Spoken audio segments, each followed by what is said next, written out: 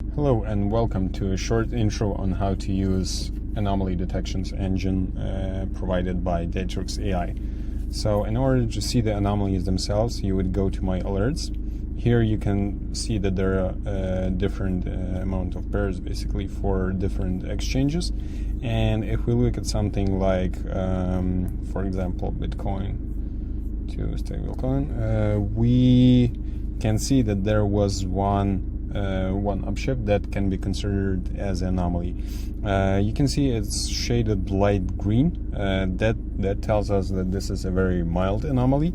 There are three different basically severity sensitivities, and in order to receive the notifications about the anomalies being detected, you would select the sensitivity you're interested in. Let's go with medium, and you would just turn on the notification slider. And if the anomaly would be detected, you would receive something, the email that looks like this. It'll tell you that AI has detected an anomaly, and price goes down for a specific currency. You are able to use these anomalies in quite a few ways. One of them is starting the trading. So for example, you might see that for some specific pairs the price would go up or go down after some specific anomalies.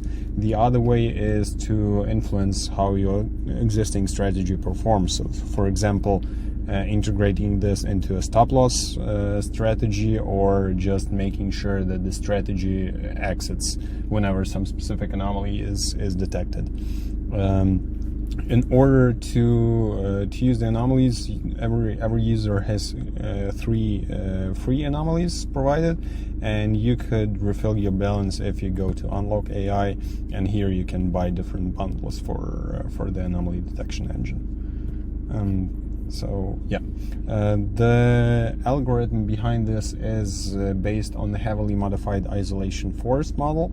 Different models are all built for different combinations of exchange and currencies, so there is no leaking in between different currencies, and basically we're monitoring the prices every second to send you the information whether some specific up or downshift was normal or was very, very unexpected. Thank you for your attention.